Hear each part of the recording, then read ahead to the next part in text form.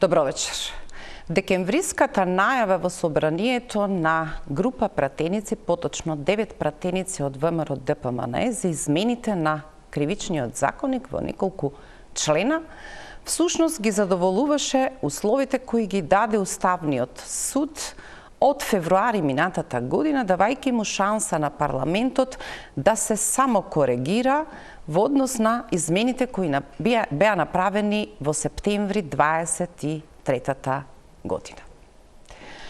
Без никаков консултативен процес на изненадување на јавноста, овие 9 пратеници овозможија измени кои во појавната своја форма можат да се толкуваат секако како подобрување на хаваричните решенија од 23-та година кои симна од дневен ред безброј кривични постапки, застареа многу предмети, а всушност фрлија од употреба и активни предмети во обвинителството за организиран криминал, кој баш и нема многу врска со специјалното јавно обвинителство. Околу штетите социјалдемократите одлучија да се извинат. Но во врска со решенијата кои доцнат повеќе од 2 години, никаква иницијатива таа нова морална поза СДСМ да ја промени, да речеме, или да ја потврди со свој предлог на решение во кривичниот законник. Првата фаза на читање, која ги задоволува формалните аспекти на приговорите на Уставниот суд, отпочна. За утре е закажана јавна расправа која од поширокиот амбициозен список на гости кои треба да коментираат за измените на кривичниот законник, очигледно ќе се сведе утре на мал формат на заинтересирани, и тоа оние кои доаѓаат од антикорупцијската платформа или невладините организации. Експертите веројатно имаат право да тврдат дека својот придонес го даваат во работната група во Министерството за правда, која го подготвува финалната верзија на новиот кривичен законник. Дали овие измени се екстракт од решенијата во тој кривичен законник во околности на целосен молк на Министерството за правда и владата во целина, никому не му е познато. Но дали кога ќе дојде кривичниот законник, евентуално со нови решенија и во овие членови кои сега се менуваат, само ќе создаде нов галиматијас и различни правни режими за релативно краток временски период, а целта е фамозниот или смртоносниот член 353. Се повеќе личи дека политичките елити, без оглед во која позиција се, власт или опозиција, СДСМ или ВМРО, имаат некаква линија на разбирање околу тоа дека може се да се направи во една чудна еквилибристика со зборовите, а пак да се остане во едно големо ништо или само нешто малку повеќе од тоа што всушност како целосна хаварија го донесоа одлуките во 23-та година за измените во кривичниот законник. Што всушност е игра на зборови? И дали со новите измени навистина добиваме далеку подобро решение? Дали во таа смисла Уставниот суд ќе има нова работа да се изјаснува за материјалниот дел на решенијата во кривичниот законник, допрва ќе видиме. Ова за почеток личи дека СДСМ успева да му овозможи на ВМРО ДПМН дури за оваа прилично неконсултативна постапка да обезбеди и впечаток дека дури имало и јавна расправа. Мои гости вечерва до оние што остануваат осамени со уште по некои од институциите и од правосудниот систем да коментираат за измените на кривичниот законник, упорни на линијата и очекувањето дека се мора да се врати на состојбата која беше пред 6 септември 23-та година. Вечер во студиото ги поканив уште еднаш да ги препрочитаме деловите кои всушност сугерираат дека можеби само се вртиме во еден зборовен игроказ, без воопшто да направиме исчекор во околности кога дефиницијата за екстремна корупција се уште е активно присутна. Зошто законодавецот нема важен исчекор во смисла на пенализирањето во такви околности во кои би требал во прва рака да се грижи за јавните пари и за славината преку која тие течат? А 25-та година низ процесот на јавни набавки поминаа 100 милијарди денари. Секој зголемен буџет секоја година значи дека таму поминуваат огромни пари. Тоа би борал да биде општиот јавен интерес за тоа како тие се трошат, како се спроведуваат јавните набавки и како на крајот се криминализираат делата и се подига одговорноста за евентуалната злоупотреба. Мои гости вечерва: Дарко Аврамовски, добро вечер. Коалиција за правично судење. Вие утре ќе бидете на јавната расправа? Добро вечер, благодарам на поканата. Да, се одзвавам позитивно на поканата на собранието, така што коалицијата ќе биде дел од утрешната расправа. Тоа е дел од една ваша упорна доследност, дека се треба да се чита, кон се треба да се има коментари и на крајот разочарувањето кога велите ете ова само потврдува дека бевме во права дури и 23-та, но нивни се одлуките на законодавецот и за тоа каква рамка креираат. Снежана Камиловска, Трповска, добро вечер и за вас. И вие сте дел од МЦМС и вие сте дел од антикорупцијската платформа и сега меѓу ретките кои остануваат единствените, да речеме, кои со малку поизоштрено око се обидуваат да одржуваат интерес или јавен фокус околу овие теми за кои се помалку експерти слушаме, се помалку гласови, а политичарите лесно може да го најдат заедничкиот именител. За жал изгледа според согласно околностите дека на крај излегува така, но да се надеваме дека апатијата ќе се тргне и дека во одреден момент одредени реформи ќе покажат нешто позитивно. Но ќе видиме дали се овие. Прва пауза за реклами, па тргнуваме со дебатата.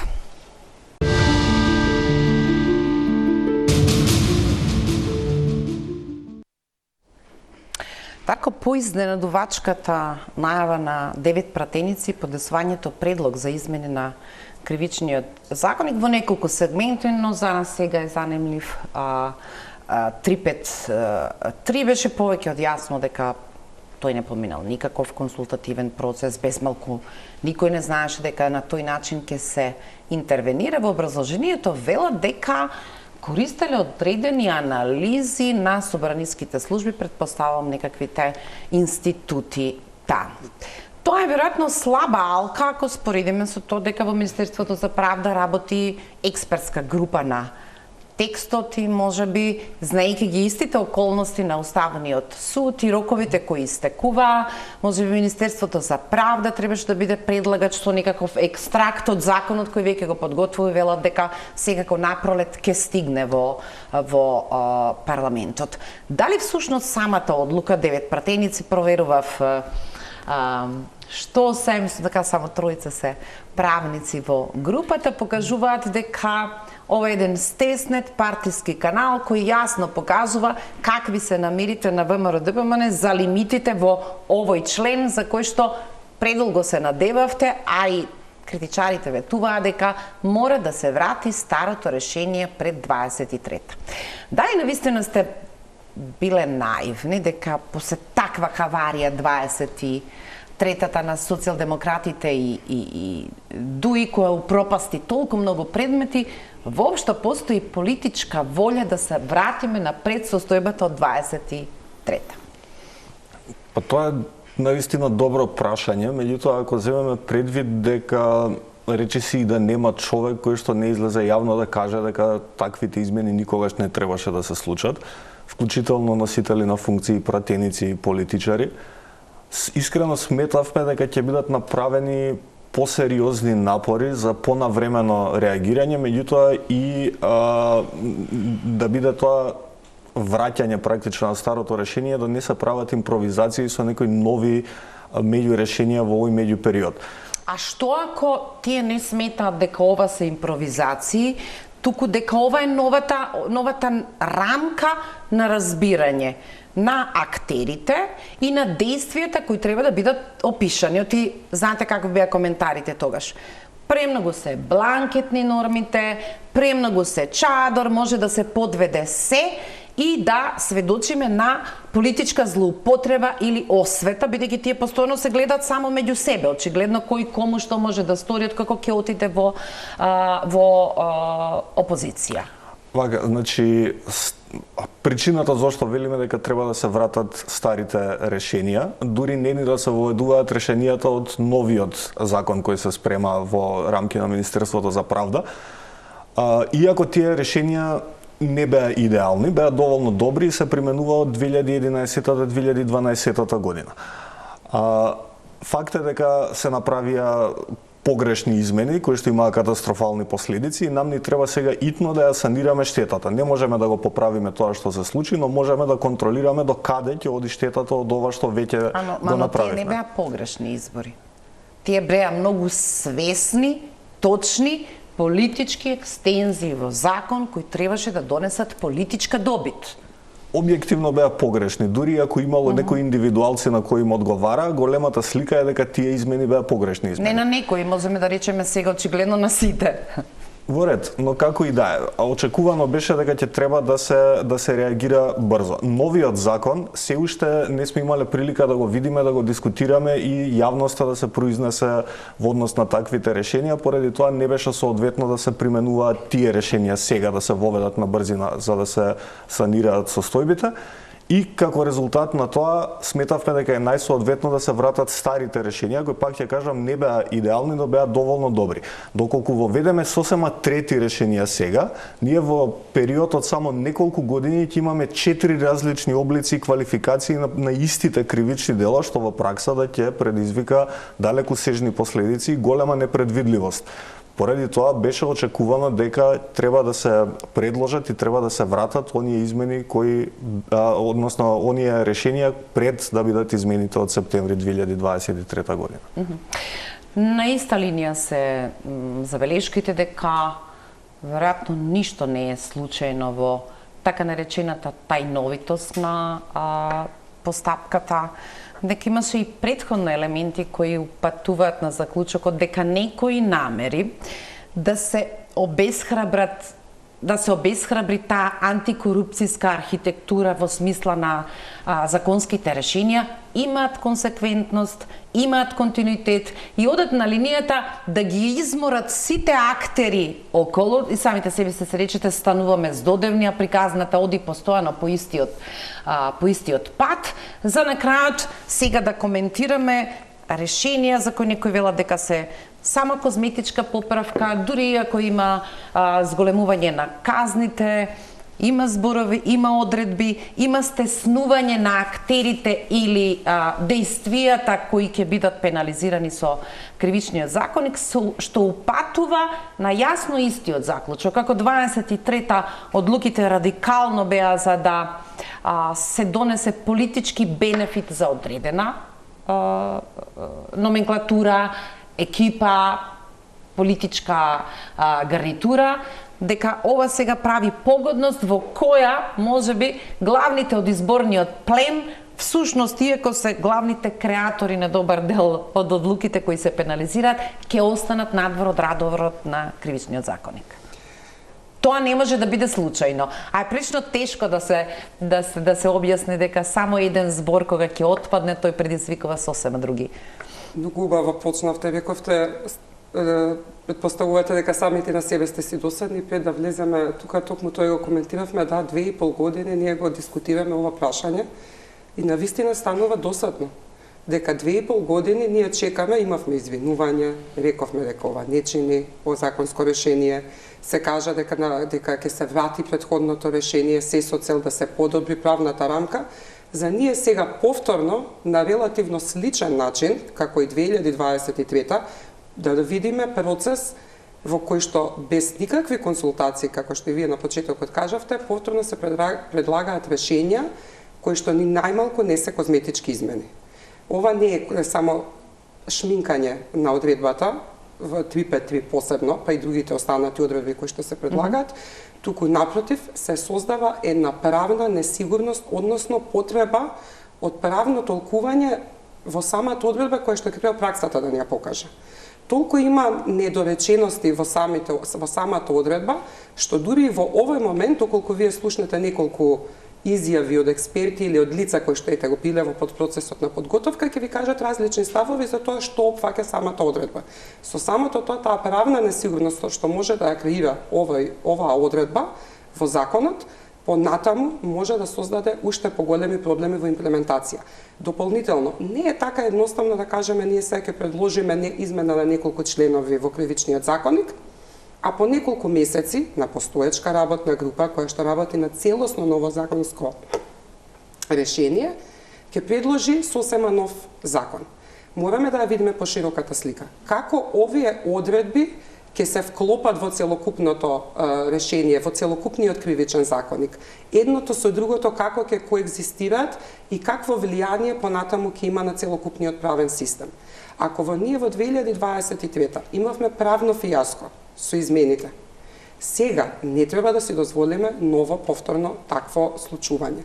Но тие велат во образложението дека оваа интервенција е нужна, таа ја препознаваат и превземаат 9 пратеници од ВМРО ДПМН, бидејќи се под притисок на најавата на Уставниот суд дека ако во рокот даден за само корекција на парламентот не завршат работа, Уставниот суд ќе носи одлука, поништувачка или укинувачка. И едната и другата ситуација ќе создадат нова правна празнина. И сега тоа е образложението Целосно се согласувам дека е потребно да го направеле тоа и затоа треба да ги вратат претходните одредби од пред измените во 2023 година. Дури и се задоцни, зошто се чекаше 2 години. Едноставно ќе беше ова решение. Веќе кога знаевме, кога имавме индикации дека одредбите што се променија во 23 година имаат негативни импликации, наједноставно ќе беше ќе ги вратиме старите одредби, паралелно ќе работиме на целосно ново законско речение, односно на нов кривичен законник.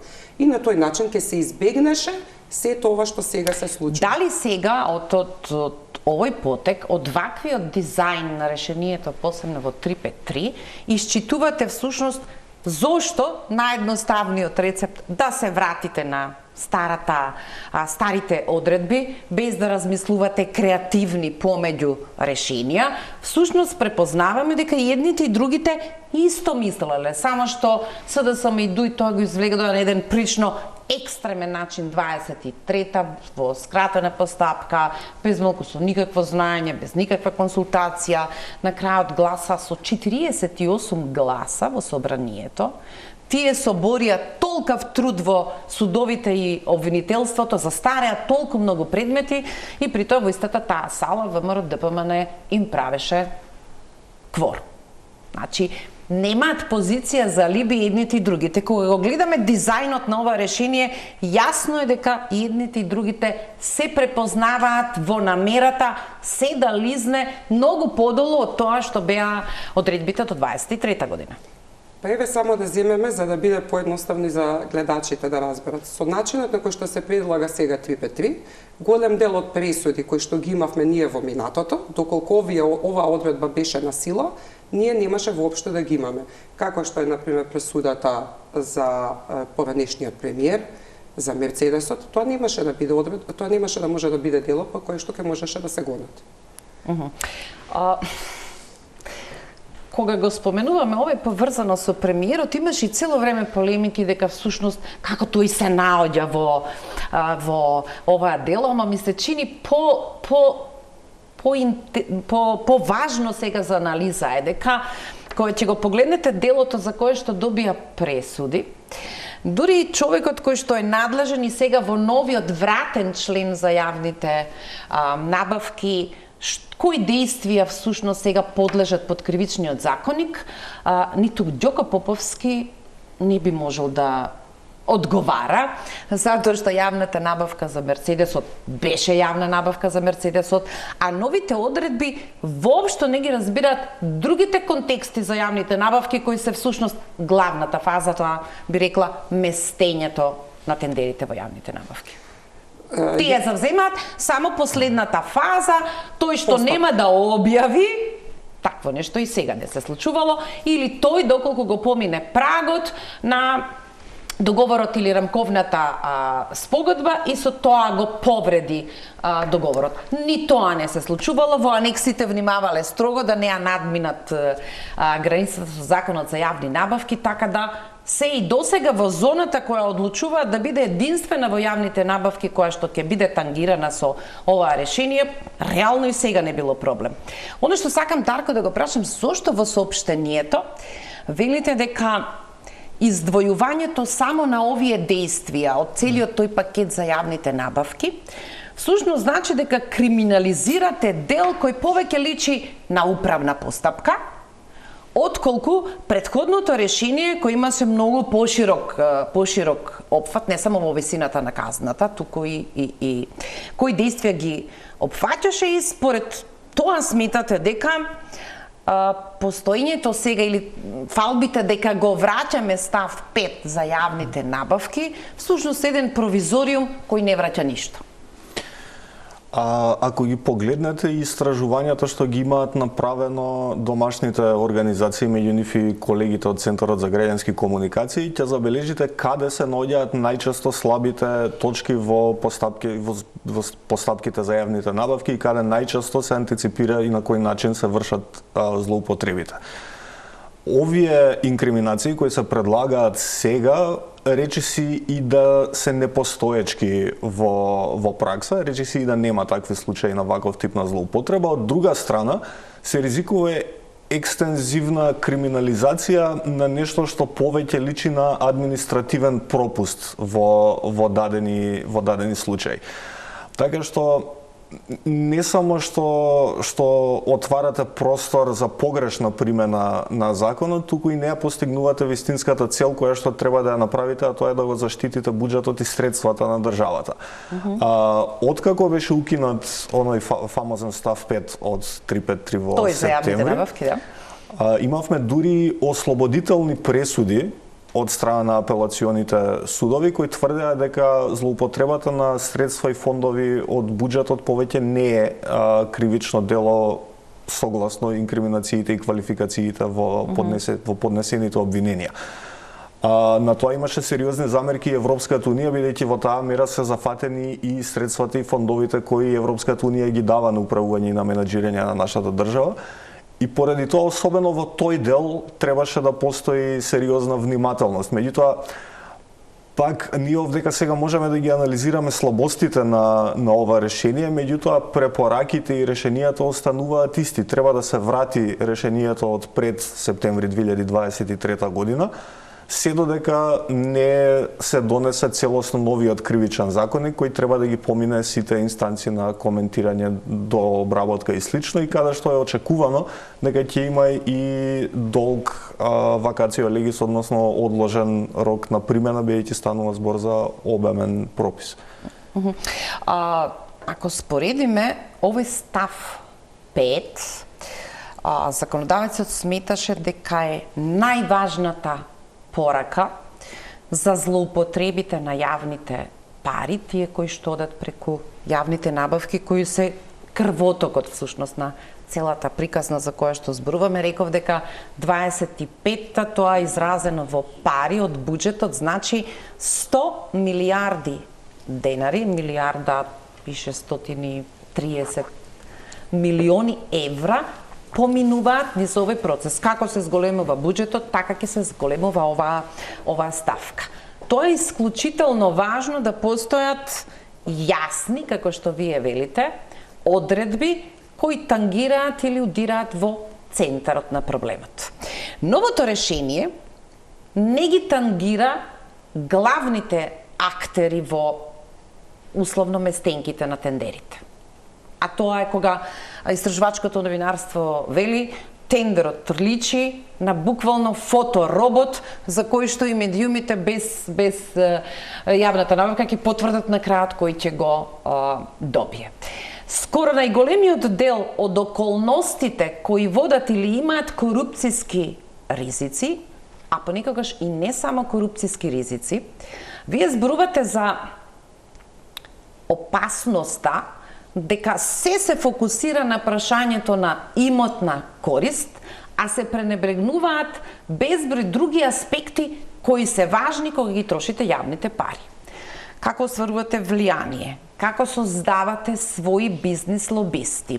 Вие го спомнувате Центарот за граѓански комуникации, кога ќе погледнете одредени фирми кои како одат министрите од нивната партија од едно во друго министерство, така истата фирма се сели со добивањето на тендери. Тоа се јасни знаци дека наместо да се ослободуваат постапките или овие действија, ние би требале уште повеќе да ги засилиме точките во антикорупцијската битка, а тоа значи во скоро сите закони, да поправаме во таа насока, а не да го стеснуваме просторот за гонење. Апсолутно е така. Значи, треба прво да расчистиме дека се што не е утврдено со законот, тоа се декриминализира. Тоа значи дека веќе не подлежи, нема никаква правна одговорност. Тоа треба да не биде јасно. Во превод, ние со оваа одредба го криминализираме делот кој што знаеме, согласно праксата и јавното обвинителство, предметите кои што ги има и што ги отвара во моментов, не е реално предмет на криминал. Значи, таму не се случува проблемот со јавните набавки не е во финалниот дел во тоа дали е отворена или отпочната постапката. Туку е претходните целата фаза каде што се случуваат сите действија. Толку е комплексна јавните набавки, тоа не е едноставен систем. Ние не зборуваме, имаме јавни набавки во различни сегменти, по различни основи. И заради таа комплексност, токму затоа, тоа што ние го велиме, треба да се врати претходното решение од пред 23-та, каде што беше сеопфатна таа одредба и имаше можност да се тангира во било кој дел од процесот, се со цел да нели нормално лицето кое што го сторува делото има страв дека утре може да биде гонето од правдата. Иако ја видиме праксата до 23-та во вака широка рамка која давал став 5 во врска со јавните набавки со прилично висока запретена казна од најмалку 5 години, значи може да оди до 20 години. Нема обвинение кое се занимавало само со овој дел, кој што сега всушност останува единствената суштина на членот 5. И токму затоа е добро и на почетокот што се спомна во делот на анализата која што е направена. Еве да се потврди, можеби анализата на собрание нешто поинаку од ова што ние сега тука го дискутираме. Утре на јавната расправа ќе имаме можност да слушнеме дека они имаат поинаква пракса од оваа која ние зборуваме. Но добро е да се види од каде произлегува идејата на предлагачите токму вака да се формулира ова законско решение. Бидејќи на вака воспоставеното јавните набавки кои што знаеме дека се едни од најканцерогениот дел од коруптивните елементи во државата, остануваат на маргините на репресивноста, репресивните елементи во државата, односно речиси да се занемаруваат. Може би ова некое добро решение за некои современи држави каде што борбата против корупцијата е толку развиена, каде што дури тоа не е ни предмет за дискусија на некои вакви дебати, но кај нас, во состојба во која што ние имаме корупцијата развиена до тој степен и каде што ние имаме потреба да имаме и како големи заштитни механизми, вакви одредби само може да влијаат контрапродуктивно на заштитата. Аврамовски, еден период или патокази што покажуваа всушност дека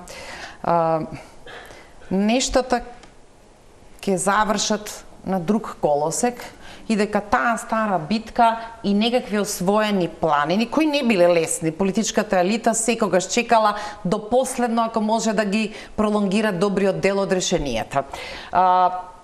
Постоела поупорна јавност дека мора да се напредува во одредбите, меѓутоа очигледно дека важи правилото дека ниедна планина не е освоена планина и работите можат да лизгаат повторно назад и сега едноставно знаете од каде почнувате. Декември 24-та, повторно иницијатива на група пратеници и предлог измени на законот за јавни набавки. Таму отпадна управната контрола со некакво објаснување дека се е во ред, подобре ќе бидат постапките сведени на нивото на административна контрола. Реакции од Европската комисија, антикорупцијската проверка на Државната комисија за спречување корупција покажа дека постојат повеќе сега корупцијски ризици во решението. Одлука во истото решение дека ќе се промени активниот состав на членовите на комисијата за во активен мандат и ќе се изберат нови. Тоа беше почеток кој укажуваше дека некако завршените работи со приказната околу тоа како ќе изгледа дизајнот во врска со јавните набавки во смисла на законодавна работа почнува да лиска. И сега конечно го добиваме ова решение во кривичниот законник во така нареченото враќање на членот 5, кој всушност не враќа ништо. Многу убаво ги поврзавте овие работи и ако гледате и поширокиот контекст во кој што се случува, паралелно со овие процеси кај нас од 2023 кои што ја деградираат заштитата на јавните средства практично, на ниво на Европската Унија има иницијатива за предлог директива која што ги охрабрува земјите членки во борбата против корупцијата, да ги инкриминираат и сите оние неконвенционални типови на корупција и форми на злоупотреба на службената положба, баш она Жане што го кажа, неформалните договори, преговарања пред започнување на постапките за јавни набавки и слично. И исто така во контекст на тоа мора да се напомене и околу членот 353 во овие предложените измени дека користа која што треба да се стекне е сведена исклучиво на имотна корист, што исто така е спротивно на она што предлог регулативата на Европската Унија го истакнува, тоа е дека треба да се инкриминираат и да се земат предвид и други видови на корист, особено бидејќи кога станува збор за носители на јавни функции, користа може да дојде на во многу различни форми и да биде искористена на многу различни начини за политичка моќ, за непотизам, фаворизирање и така натаму, што не нужно мора да изискува директна создавање нови бизнес ентитети. Истражувањето на Центарот за граѓански комуникации покажаа дека ви имате фирми кои упорно добиваат и живеат безмалку само од државните тендери, чие што движење на сметката во целата година или приходите се далеку помали од еден тендер кој што успеваат да го добијат од државата. Кога зборуваме за ситуации во кои фирми со двајца вработени, кои безмалку се формираат еден месец пред тендерот, е повеќе од јасно дека се на добра линија со законодавецот кој има намера нешто да направи, и некако мора да бидете упатен за да го направите тоа и одеднаш да станете фаворит и да победите.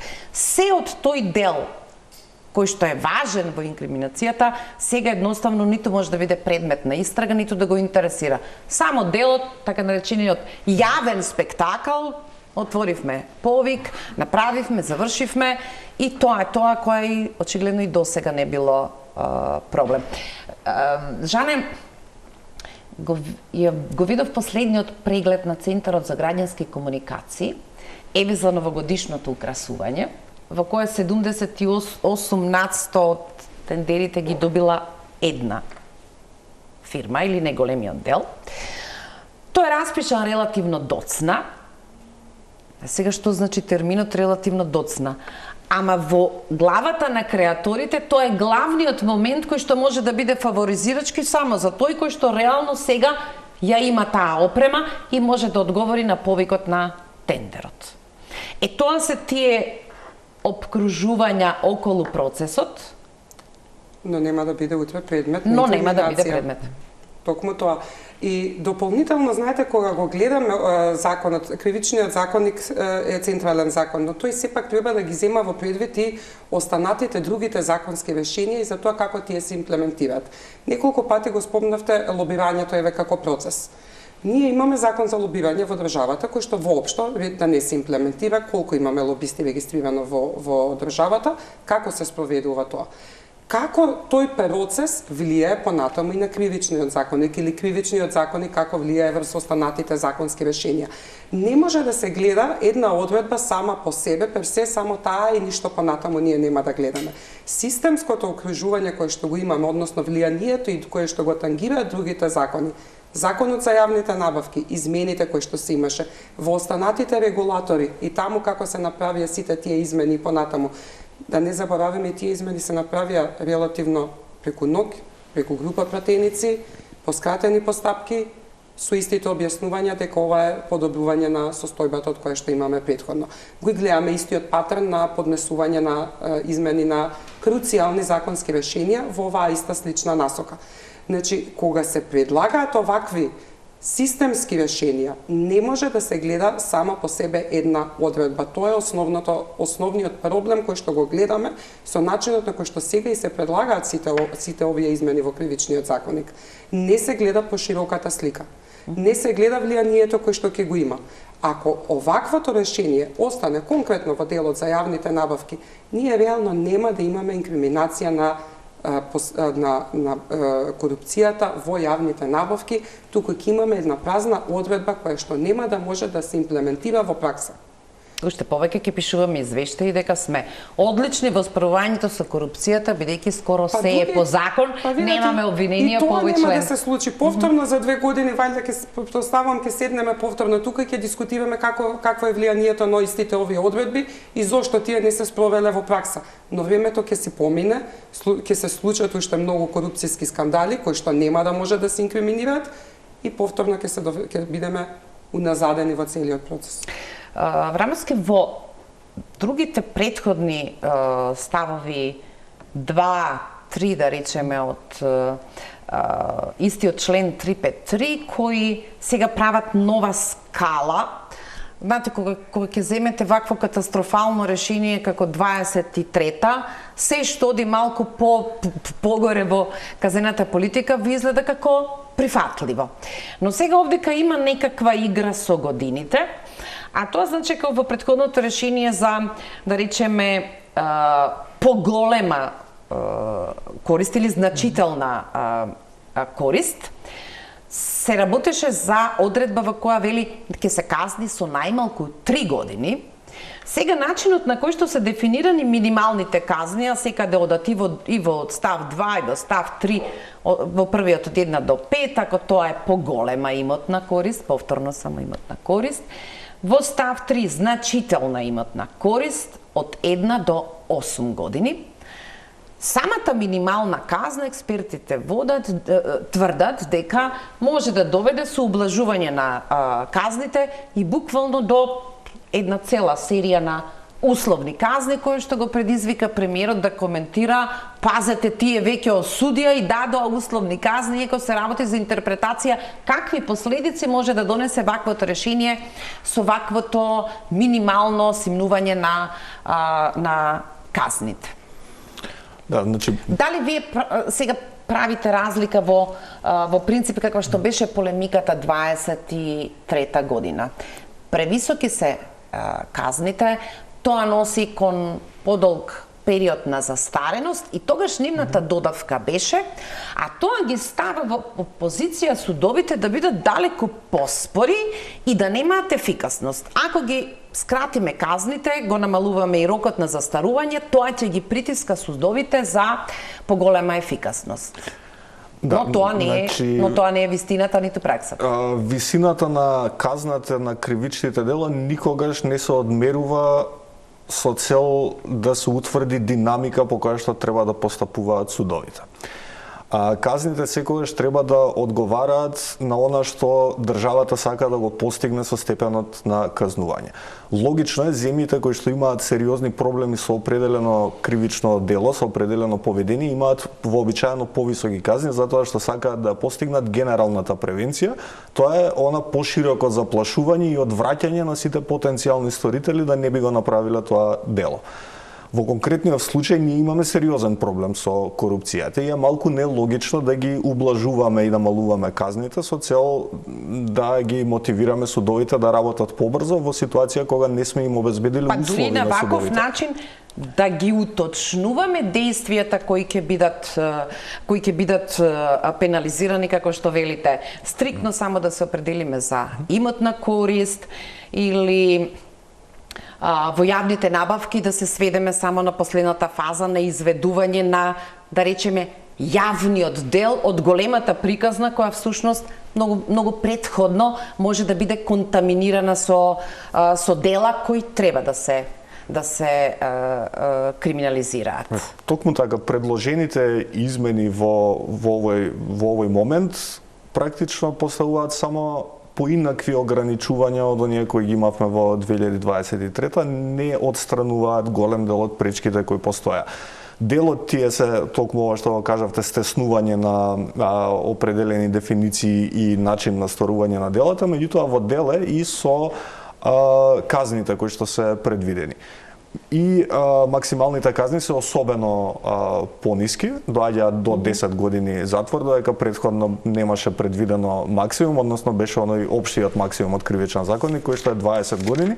Со тоа автоматски дупло се скратуваат роковите за застареност, меѓутоа и да се овозможува и со примената на оние одредби за вонредно ублажување на санкцијата да се изрекуваат голем број на условни осуди за овие кривични дела, а тоа дури и со решението од 2023 беше проблем и беше истакнато во дел од нашите анализи како критика дека судовите екстензивно прибегнуваат кон вонредно ублажување на санкциите кога станува збор за вакви кривични дела кои што се поврзани со корупцијата. А сега уште повеќе им се дава основ затоа што ги намалувате минималните казни. Еден збор правеше битна разлика, не беше случајно 23-та што исчезна искористување, кое во суштината на битието на тоа зошто сте тука, зошто сте дојдени како последица на изборен плен, секако не само за да евентуално ги пречекорите овластувањето, за тоа треба да бидете доволно умешен да внимавате, или пак одстапите или не ги извршите своите овластувања. Во тоа решение остана само тоа и се исклучи искористувањето на службената положба и овластување. Се враќа сега искористувањето и тоа е еден од аргументите дека поправаме дел од штетата. Ама целиот овој друг дел кој што го разговараме всушност не делува доволно компензацијски, иако сте ја вратиле одредбата дека во основа поголемиот дел од инкриминациите ги правите со тоа што ја искористувате службената положба и овластување. Апсолутно, значи кривичниот законник не сме да биде место во кое што вие може да си играте со зборовите и да си правите можност за некој да понатаму ве доведе во прашање што сакал да каже писателот кога ја пишувал оваа одредба.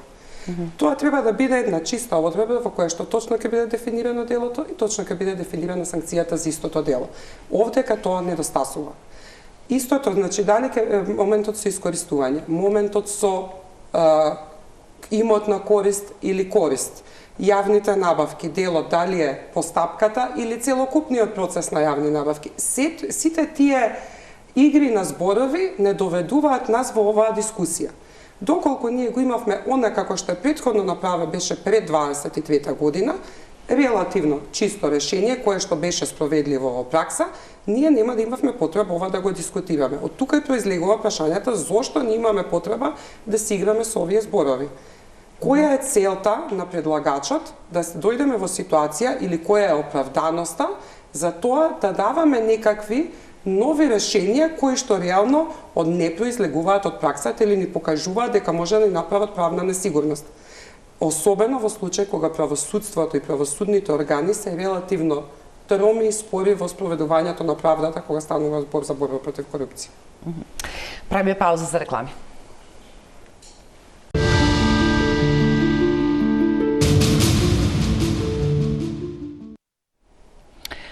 Ставот 353В беше предмет на делумно една јавна полемика која можеби донесе најмногу наслови, успеа да си обезбедат себе си решение кое дури сега води кон заклучокот дека може да биде и полошо од тоа 23-та, бидејќи тоа 23-та не ги исклучи на начин како што сегашното решение ги исклучува службените лица од органите на државната управа. Таа реакција на обвинителката Ленче Ристовска ја доведе во една чудна позиција на прилично лутина на властите и еден термин кој едва можам да го разберам како просечни медиокритети. Еве дури да не се однесувало на Ристовска, јасно дека се однесува на неа, тоа е како да викаме владина влада. Оти не знам кои би биле тогаш надпросечните медиокритети. Мислите дека тоа е неразбирање на појмовно неразбирање или сосема свесна намера дека членот почнува со став 1 во кој што вели службено лице или одговорно лице во јавните предпријатија и јавните установи, натаму продолжува да ја опишува инкриминацијата или действијата кои што ќе ги пенализира кривичниот законник. Тоа значи дека министрите, функционерите, цела една палета себе си се изземале од овој член затоа што тој почнува со јавните предпријатија и јавните установи. Да, повторно станува збор за ставот 5, ако не се лажам, само од друг член. Чудно е зошто е преформулиран на таков начин само тој дел, бидејќи првиот став од членот јасно ги идентификува службените и одговорни лица во јавните предпријатија и установи, меѓутоа кога станува збор за службените лица во органите на државната управа, тоа одеднашка се менува во некоја поопшта и погенеричка формулација каде што вели лица кои вршат работи од јавен интерес и кои ќе го сторат несовесното вршење на службата во рамките на овластувањата кои им ги дава законот.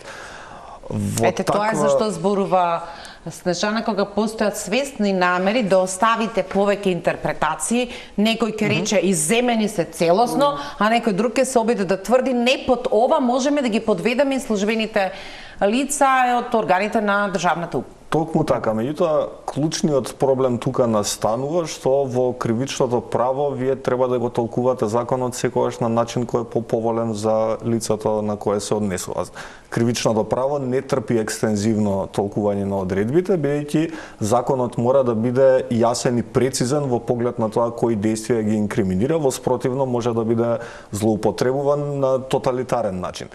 Поради тоа многу е битно да се унифицира терминологијата внатре во самиот член. Не е логично да имате разлики во терминологијата која користи еден ист член кој се однесува на една иста работа, особено ако се земе предвид дека ова е специфичен, специјален тип на деликт кој не може да биде сторен од страна на кое било лицето кој единствено се однесува на службените лица. Поради тоа би било посоодветно да биде јасно дефинирано, иако морам да признам дека во една од работните верзии на новиот кривичен законник кој се подготвува, формулацијата на овој став е многу слична, ако не идентична со овие решенија кои се предлагаат, но таму се уште ја немаме видено финалната верзија и се уште не поминал филтерот на јавни консултации и јавни дебати за да се види какво е размислувањето на повеќето практичари во поглед на оваа тематика. Меѓутоа, самиот факт што вие имате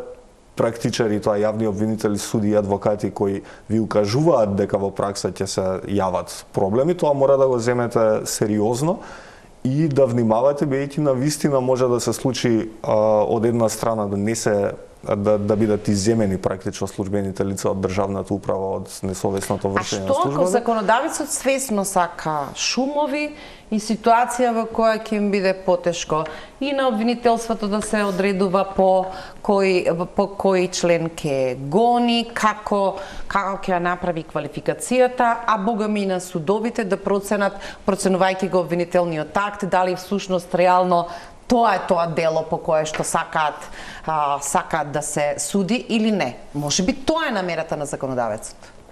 Можеби, меѓутоа тоа би било поразително затоа што колку и да не сакам да ги критикувам законите и сметам дека секогаш проблемите лежат во праксата и начинот на имплементација на законите, во конкретниот случај ќе мора да се признае дека корените на проблемот потекнуваат од нејасниот јазик кој го употребил законодавецот. Кој свесно го употребил. А во пракса, од друга страна, оваа одредба многу големо влијание ќе има кај секојдневниот, кај обичниот граѓанин.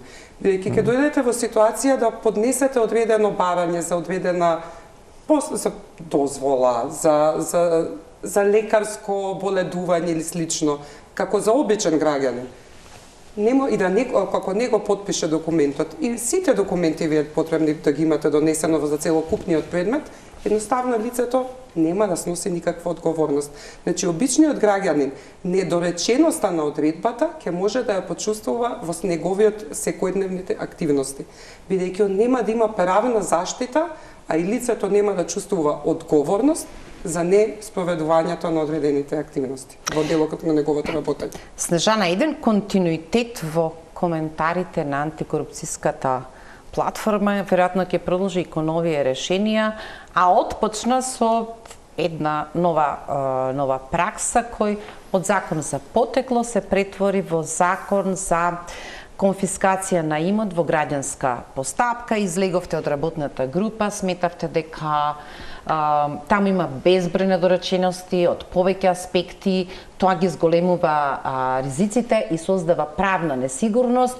И сега одиме до ситуацијата и на проширената конфискација која сега доаѓа на дневен ред и веројатно ги покажува истите слабости или истите проблеми како и претходниот закон кој стапи на сила од 24 година. Есента 24-та, така. И сега проширената конфискација, јавноста би рекла, ма не ме интересира дали можеле кривично да ги осудат. Одлично решение, дури ако не може да ги осудат, дека треба да им го земат иметот. Вашиот став е дека тоа е можеби една од најчувствителните точки од повеќе аспекти за кои мора да се размисли. Па рековте пракса не постои согласно законот за конфискација на имот во граѓанска постапка, затоа што за жал такво е законското решение што едноставно не може да ги потврдува само вашите аспекти дека ќе биде тешко да се создаде. Едноставно тој не може да се имплементира во пракса поради што во моментов има активна работна група на која што треба да подготви едно ново решение кое што би требало, се надеваме, ќе понуди една подобра правна рамка што еве можеби некако ќе се имплементира понатаму. Како и да е, повторно тука се доведува во прашање зошто имаше потреба во овој момент воопшто да се стави оваа одредба на маса, односно да се предложи измена во проширената конфискација, кога во случајов има активна работна група која што работи на ова конкретно законско решение и не можеме да предвидиме како и на кој начин ќе биде уредена.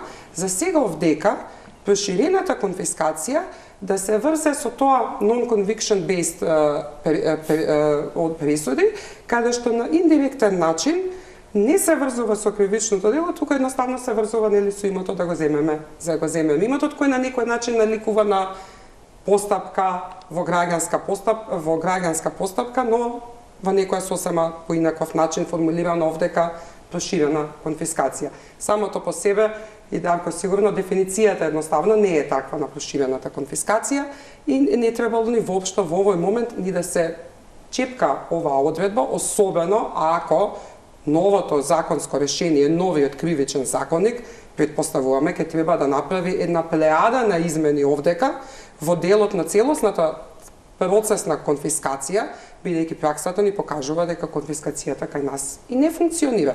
Дали во кривична, уште помалку во граѓанска, таму не постои, вече ја нема. Така да, прашање е зошто имаше потреба на овој начин да се воопшто таргетира ова прашање. Сега за крај, Дарко, од искуства, следејќи логиката на овој одговор, препознавате ли дека иако имаше акутност да се одговори на обврската од Уставниот суд под закана дека ќе носи одлука и тоа може да биде понеповолно за властите, евентуално ако донесеше поништувачка одлука, едни тврдат дека тоа автоматски ќе ги вратеше на сила одлуките 23-та, други експерти велат дека Уставниот суд не е законодавец и не може да враќа норми надвор, но тоа е надвор од нашиот интерес. Повторно е група на дела, кои веројатно како и 23-та од 38 членови, 35 навистина беа покриени со европски директиви, можеа да го носат европското знаменци, беа прошверцувани овие членови за кои зборуваме дека беа хабарични 23-та.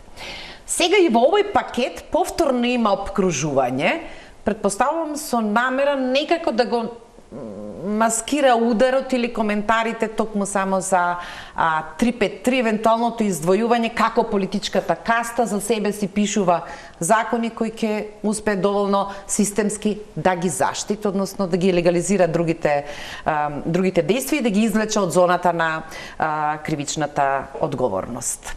Ви личи ли меѓу другото и ова за што зборува Снежана, дека Тоа ќе предизвика општа поддршка, земете им се, знаеме какви се, а ќе го пренебрегне ова за што претходно зборуваме, а можеме ли да се обидеме со доволно мерки да го контролираме процесот и да осигураме јавната каса дека нема на тој начин да биде коруптивно злоупотребена. Знаете како велат, еднашка е случајност, два пати е грешка, три пати е веќе шаблон кој се повторува. Ова е трет пат во низа како се користи истата тактика. 2017 година под превезот на синхронизирање на законите, хармонизирање со Истанбулската конвенција беа воведени исто така измени кои влијаеа на активни предмети кои тогаш ги водеше СЈ и издействуваа многу пониски казни од тие кои беа практично запретени во случајот. И знаете каква намера има и знаете како коментиравме дека тие треба да донесат гласови во собранието. Така што целосно ја разбирам загриженоста дека дека се прави компилација од добри и лоши членови со цел да може некако да се оправда целото решение или барем така делува кога ги гледате работите од страна. Уште еден шаблон поврзано со ова со конфискацијата, значи мора да се има предвид. Поентата на конфискацијата е дека ако вие осудите некое лице на затворска казна, но го оставите имотот, не сте постигнале целта, бидејќи криминалот нема да го одвраќа, туку напротив ќе го гледа како лукративна професија. Но од друга страна, ако ги земете само средствата без да го осудите лицето, вие го оставате на слобода лицето кое што веќе има врски, контакти, ги познава каналите и многу брзо после тоа може повторно на нелегален начин да си го заработи оној имот кој што сте го одземале.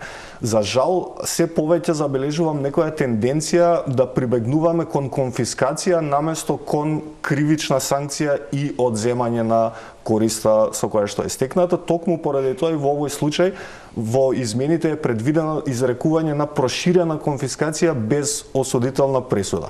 Проширена конфискација по дефинициите во конвенциите на Обединетите нации и Советот на Европа е конфискација на имот кој е стекнат пред осуда правосилна пред сторување на определено тешко кривично дело однапред утврдено со закон, кое е утврдено со правосилна судска пресуда.